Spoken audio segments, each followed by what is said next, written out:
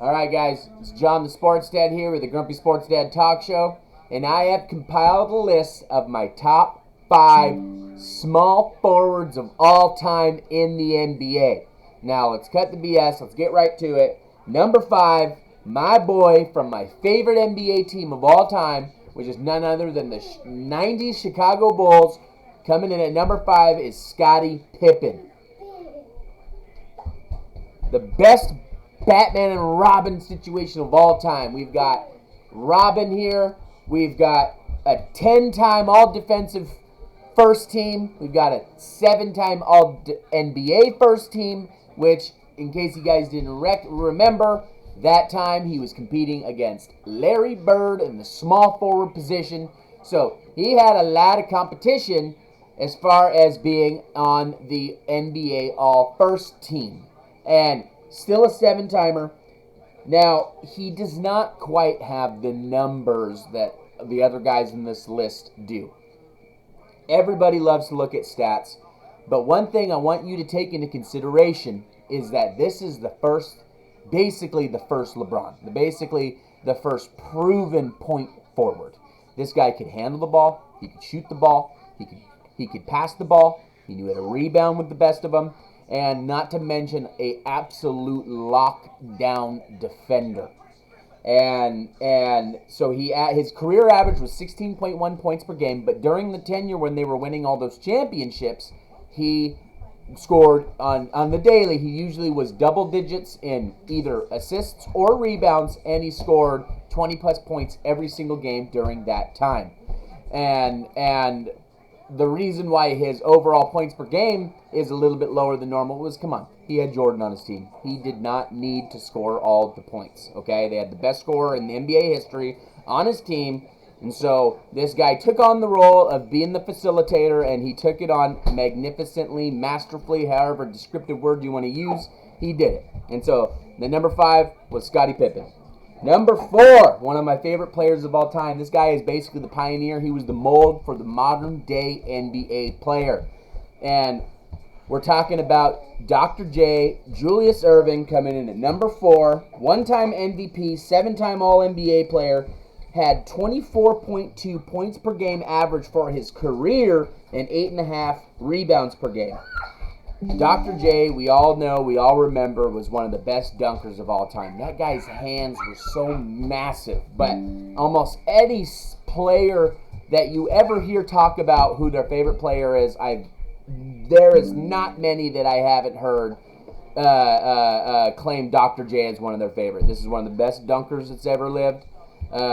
And not to mention, like I said, this is one of the true pioneers when it came to the high-flying NBA player that you guys are used to seeing today. They didn't have these guys riddled all over the NBA back then. He was it. That was what you guys went to watch. That was what sold all the tickets in the NBA, was these guys back then, and he is one of the first to ever do it. And so number 4 on my list is Dr. J, Julius Erving.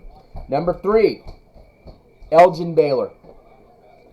He played when they were the Minnesota Lakers back in the day. And then they moved to LA and, of course, became the LA Lakers that we all know and love. But I don't know how many people realize this, but they weren't in LA. They were actually in Minnesota, which is why they're called the Lakers, the land of the lakes. And so let's read off some of his. So Elgin Baylor averaged 27.4 points per game and 13.5 rebounds per game. And so I chose him over Dr. J, which is a really tough choice for me on this list because of the rebounding statistics that he put up. Because these two in particular were in the same category. They were the first mold of the modern-day basketball player. He was an absolute freak athletic specimen for his time, and he never won a championship, which is absolutely shocking to me, but they went many times to the finals to continue to lose to none other than Bill Russell over there in Boston, and that team was an absolute dynasty, and so it's unfortunate for him that he had to play against that team, because we all know 6 straight NBA NBA championship or finals appearances, 6 straight losses. Sorry, Elgin. I hate to bring it up, but it's true. You know, you had Jerry West. You guys had an amazing team. But nonetheless, you guys couldn't overcome that hump. But Elgin Baylor, number 3 all-time small forward list, and you were truly one of the pioneers to project for what the future NBA player was going to look like. Number 2 on this list. These two were tough. And I know that you're going to predict who the number 1 is after I say the number 2. Is none other than Larry Bird. 3-time MVP, 3-time Finals MVP, 10 All-NBA teams, 24.3 points per game average on his career, and 10 rebounds per game and 6.3 assists per game. Larry Bird was the legitimate jack-of-all-trades player. And not to mention, he is one of the all-time shit talkers in the NBA, which I love, and I loved hearing people's story about. There was a story, I think it was Jordan, and when he was playing against him in one of the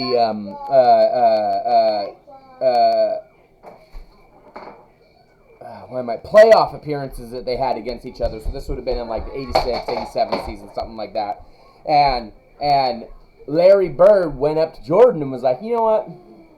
I feel like scoring 41 today. Lights their asses up. Gets to 41 points in the third quarter. Checks himself out for the rest of the game. This is in the playoffs. And nonetheless, you know, they had a great team. That team was absolutely stacked. They were able to overcome the Bulls during that time. And he would play entire games where he's shooting with his left hand because he wanted a challenge. He had those behind the back passes.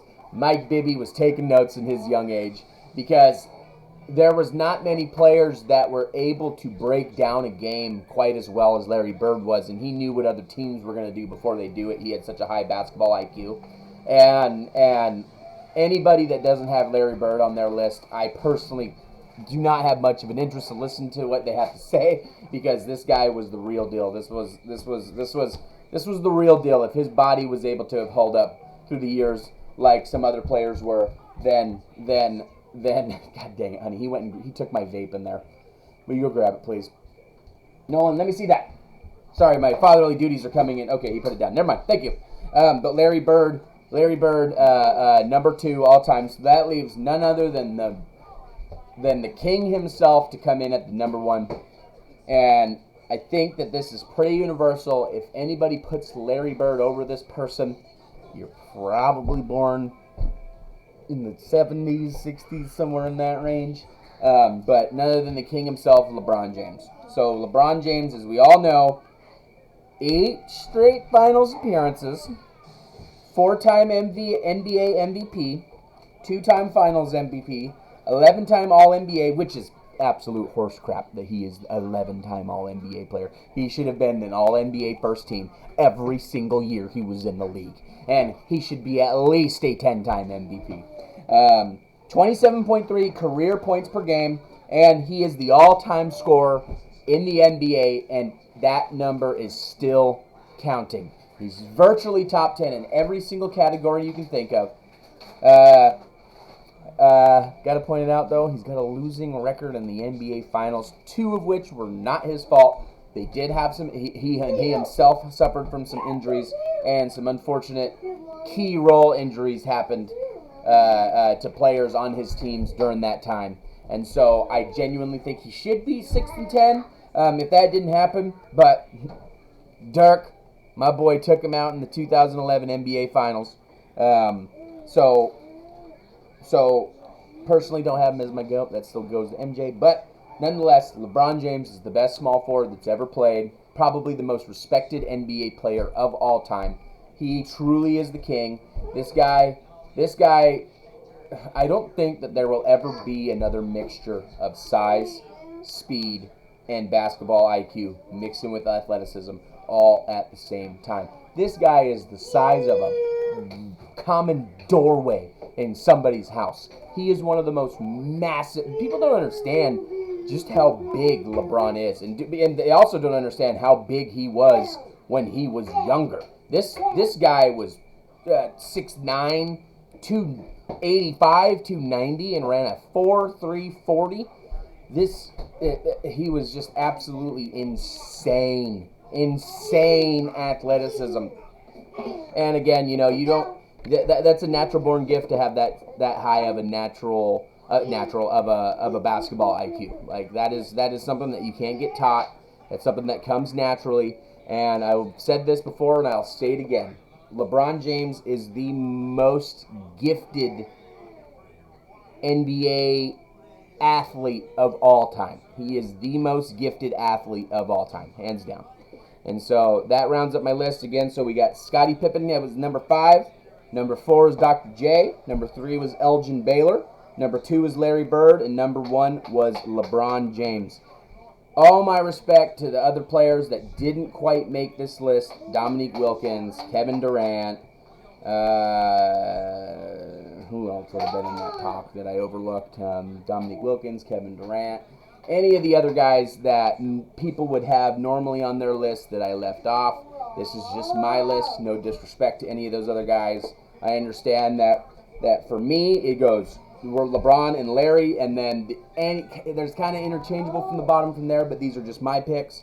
And so let me know what you guys think. Remember to like and subscribe to my page. It'd be awesome. Give me some shares. Peace, guys.